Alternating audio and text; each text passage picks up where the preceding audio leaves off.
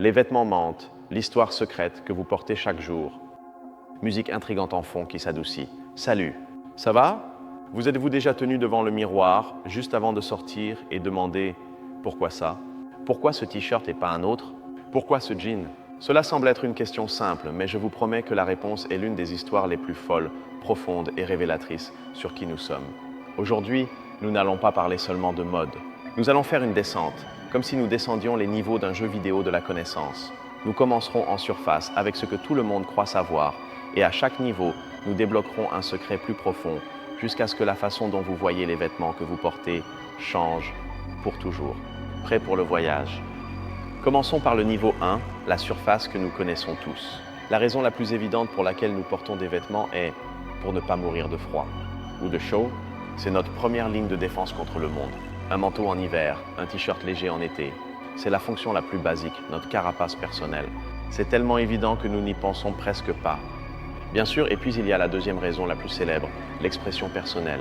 Tu es rocker, tu t'habilles en noir, tu es sportif, tu portes des vêtements confortables et de marque. Nous utilisons les vêtements comme une enseigne lumineuse qui crie au monde « C'est moi ». Pense au premier jour d'école. Combien de temps as-tu passé à choisir tes vêtements? Tu l'as fait parce que tu sais instinctivement que les gens te liront à travers eux avant que tu ne dises un seul mot. Et bien sûr, il y a le statut. Depuis la nuit des temps, les vêtements ont servi à différencier le chef de l'ouvrier, le roi du paysan. Avant, c'était des peaux d'animaux rares ou des tissus teints avec des pigments très chers, comme le pourpre. Aujourd'hui, cela peut être un logo, un sac de créateur ou des baskets en édition limitée. L'histoire est la même, seuls les symboles changent. C'est une façon de dire « j'appartiens à ce club, et toi peut-être pas ». Enfin, il y a la modestie ou la pudeur. Nous couvrons certaines parties de notre corps parce que c'est comme ça. C'est la norme. Mais vous êtes-vous déjà arrêté pour y penser? Pourquoi dans une culture, un genou est scandaleux et dans une autre, c'est une épaule? Qui a décidé de ces règles que nous suivons si aveuglément chaque jour? D'accord, récapitulons ce premier niveau. Protection, expression, statut et modestie. C'est la pointe de l'iceberg. C'est ce que ta grand-mère, ton professeur et Wikipédia te diraient sur les vêtements. C'est vrai, oui, mais c'est une vérité si incomplète que c'en est presque un mensonge. Mais si c'est ce que nous voyons en surface, quel moteur secret le pousse par-dessous? Il est temps de nous immerger. Bienvenue au niveau 2. Niveau 2, les mécanismes cachés. Vous souvenez-vous que nous avons parlé de l'utilisation de vêtements pour afficher un statut? Eh bien, la vraie raison pour laquelle cela fonctionne est un principe appelé signalisation coûteuse. C'est une idée tirée de la biologie. Pensez à un paon. Sa queue est énorme, lourde et attire les prédateurs. C'est un coût énorme. Mais c'est précisément pour cela qu'elle fonctionne comme un signal. Regarde-moi, je suis si fort et en bonne santé que je peux me permettre ce luxe inutile et survivre quand même. Votre montre chère ou vos baskets exclusives sont votre queue de paon. Elles ne sont pas précieuses pour ce qu'elles font, mais pour ce qu'elles communiquent. Je peux me permettre de dépenser ça. Et puis il y a le moteur des tendances, la raison pour laquelle quelque chose devient à la mode. Il y a une règle invisible ici, la dynamique dedans le groupe, dehors du groupe. Les humains sont programmés pour appartenir. Lorsqu'un groupe cool adopte un style, d'autres le copient pour s'en sentir partie. Mais dès que trop de personnes de l'extérieur le copient, le groupe original l'abandonne pour chercher quelque chose de nouveau et maintenir son exclusivité.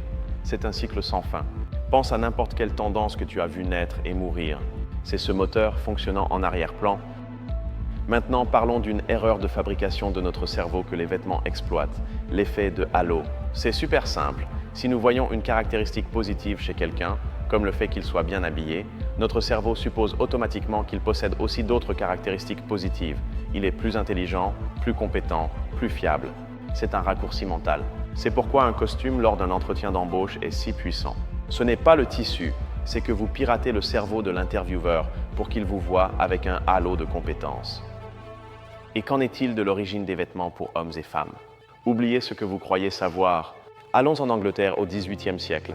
L'aristocratie masculine, lors d'un événement que les historiens appellent la grande renonciation masculine, a abandonné les couleurs vives, les talons et le maquillage pour adopter des costumes sobres et sombres. Pourquoi? Pour paraître plus sérieux, plus professionnel, laissant toute la parure aux femmes. Cette décision d'il y a 300 ans est la raison pour laquelle, encore aujourd'hui, les rayons de vêtements pour hommes dans les magasins sont une mer de bleu marine, de gris et de noir. Au final, beaucoup de ces mécanismes répondent à un besoin humain super fondamental, celui de réduire l'incertitude. Le monde est un endroit complexe et chaotique. Les vêtements nous donnent un système de code instantané. En quelques secondes, nous pouvons cataloguer les autres et nous-mêmes, créant une carte sociale qui nous fait nous sentir plus en sécurité. Que cela nous plaise ou non, le vêtement est un langage silencieux que nous parlons tous pour mettre de l'ordre dans le chaos social. Et voyez comment cela change tout. Ce simple t-shirt que vous mettez pour vous exprimer, comme nous l'avons vu au début, vous savez maintenant qu'il peut aussi fonctionner comme un signal coûteux s'il est d'une marque spécifique, vous inclure dans un groupe et activer l'effet de halo chez les autres. Ce n'est plus seulement un t-shirt, c'est un outil psychologique extrêmement complexe. Comprendre ces rouages cachés, c'est comme passer de simples joueurs à comprendre le code du jeu. Cela vous donne du pouvoir. Vous pouvez décider de jouer, vous pouvez décider de ne pas jouer, ou vous pouvez jouer selon vos propres règles. Vous cessez d'être une marionnette des tendances et commencez à être celui qui tire les ficelles. Mais si vous pensiez que tout était déjà clair, préparez-vous, car c'est ici que l'histoire tourne au véritable chaos. Il est temps de descendre au niveau 3. Niveau 3, le chaos de la réalité. Parlons de la grande controverse d'aujourd'hui, la fast fashion ou mode rapide. D'un côté, vous avez des entreprises qui vous offrent les dernières tendances à des prix dérisoires. La démocratisation de la mode, disent-ils. N'importe qui peut s'habiller comme sur un podium. D'un autre côté, vous avez la réalité, des conditions de travail terribles pour ceux qui la fabriquent et une catastrophe écologique due à la culture du jetable. Votre confort et votre style valent-ils ce prix? Il n'y a pas de réponse facile. Maintenant, un secret. Laissez-moi démystifier un mythe géant. Le rose est pour les filles et le bleu pour les garçons. Faux. Jusqu'au début du XXe siècle, c'était l'inverse. Le rose, étant un dérivé du rouge, une couleur forte de guerre, était considéré comme masculin. Le bleu, plus délicat et serein, associé à la Vierge Marie, était pour les filles. Pourquoi cela a-t-il changé? Marketing, pure stratégie marketing des magasins dans les années 40 pour vendre plus de vêtements. Nous aimons croire à ces mythes parce qu'ils nous donnent des règles simples, mais la vérité est que ce sont des inventions récentes. Et voici une paradoxe qui va vous retourner le cerveau. Nous utilisons les vêtements pour exprimer notre individualité unique, mais nous le faisons en suivant les tendances et en portant des vêtements produits en masse que des millions de personnes portent. Nous voulons être différents, mais notre méthode pour l'être est en réalité de nous conformer. Nous sommes des conformistes individuels, c'est une contradiction ambulante et nous vivons tous dedans. Maintenant, soyons critiques. Pensons aux uniformes scolaires. L'excuse est qu'ils égalisent tous les enfants et éliminent la pression sociale. Mais est-ce vraiment juste ou est-ce une forme de contrôle? Une façon d'apprendre dès le plus jeune âge à supprimer l'identité personnelle au profit de la conformité institutionnelle? En les protégeant des différences, ne leur volons-nous pas l'opportunité d'apprendre à les gérer? Une autre controverse qui a changé avec le temps est celle de l'appropriation culturelle. Il y a 50 ans, personne ne se souciait si un designer occidental utilisait des motifs d'une tribu africaine. Aujourd'hui, c'est un champ de mine. Où est la ligne entre l'appréciation et le vol? Est-ce un hommage ou une exploitation qui efface le sens original?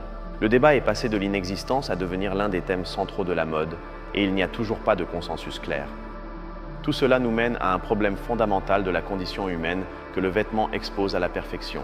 La tension constante entre notre besoin d'être des individus uniques et notre besoin désespéré d'appartenir à un groupe. Nous voulons les deux à la fois et ils sont contradictoires. Le vêtement est le champ de bataille où cette guerre interne se livre chaque matin devant l'armoire. Voici donc le niveau 3. La réalité est que le monde des vêtements n'est ni propre ni ordonné. C'est un chaos de débats éthiques, de mythes auxquels nous croyons, de paradoxes insolubles et de questions qui nous mettent mal à l'aise. Et c'est bien ainsi, la vie est complexe. Très bien, vous avez survécu au chaos. Vous avez vu les mécanismes cachés et les controverses. Il est maintenant temps de voir les détails qui séparent les curieux des vrais connaisseurs. Bienvenue au niveau 4. Niveau 4, connaissance experte. Avez-vous entendu parler des lois somptuaires? Pendant des siècles, dans de nombreux endroits d'Europe et d'Asie, il existait des lois qui dictaient, par la loi, ce que vous pouviez porter selon votre classe sociale. Un paysan pouvait être condamné à une amende ou même emprisonné pour avoir porté la couleur pourpre ou certains types de soie qui étaient réservés à la royauté. Ce n'était pas une norme sociale, c'était la loi. Le pouvoir définissait votre garde-robe de manière explicite. Maintenant, un concept de la psychologie moderne que vous allez adorer, la cognition vêtue, enclothed cognition. C'est l'idée que les vêtements que nous portons changent notre façon de penser et d'agir. La meilleure analogie est la suivante. Mettre une blouse de médecin ne vous rend pas plus intelligent, mais des études montrent que si vous la mettez, votre attention et votre précision dans les tâches mentales augmentent. C'est comme si le symbolisme du vêtement activait certaines capacités dans votre cerveau. Les vêtements ne vous couvrent pas seulement, ils vous reconfigurent mentalement. Parlons d'un héros oublié, James Laver, un historien de la mode.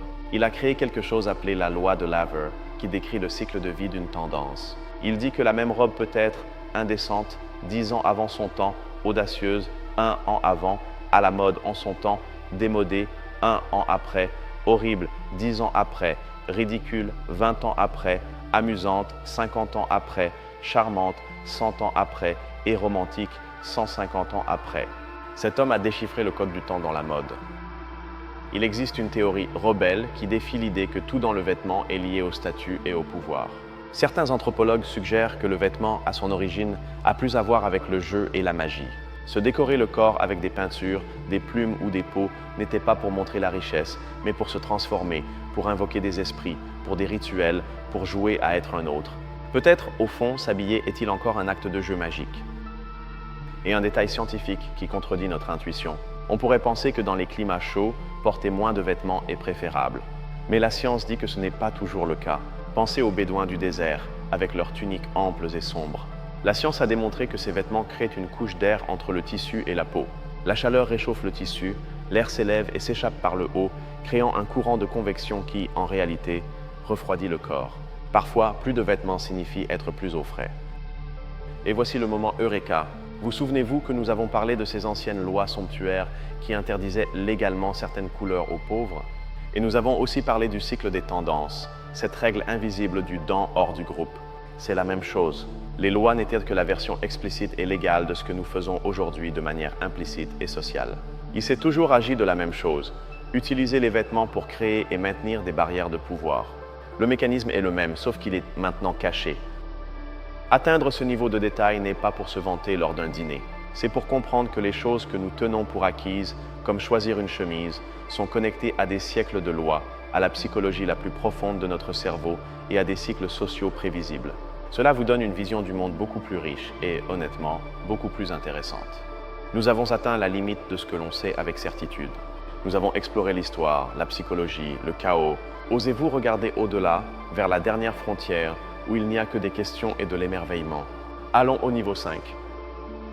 Niveau 5, la frontière finale. À quoi ressembleront les vêtements dans 100 ans? Oubliez la mode.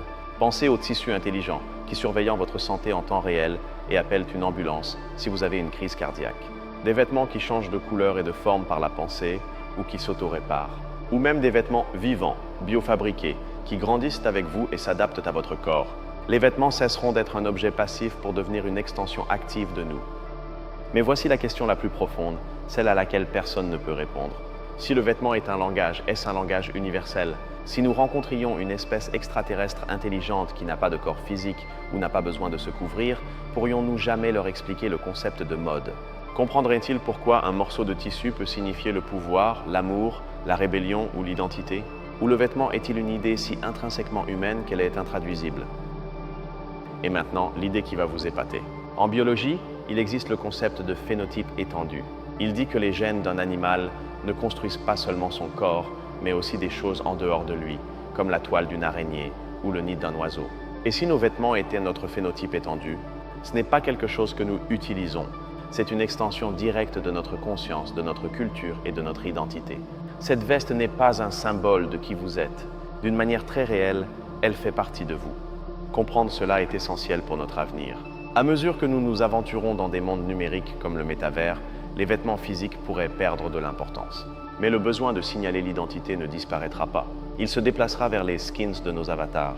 Créerons-nous un nouveau système de lois somptuaires numériques? Une nouvelle fast fashion d'avatar avec un coût énergétique et social que nous n'imaginons pas encore? La bataille pour l'identité continuera sur de nouveaux champs de bataille. Et la dernière idée, peut-être la plus provocatrice. Après tout ce voyage, et si toute l'histoire du vêtement, des peaux préhistoriques à la haute couture, des lois somptuaires au logo, n'était qu'une conspiration élaborée, très complexe et millénaire pour cacher la seule vérité que nous ne pouvons pas supporter, la vérité de notre nudité, que sous toutes ces couches, nous sommes biologiquement égaux, vulnérables et mortels. La descente est terminée.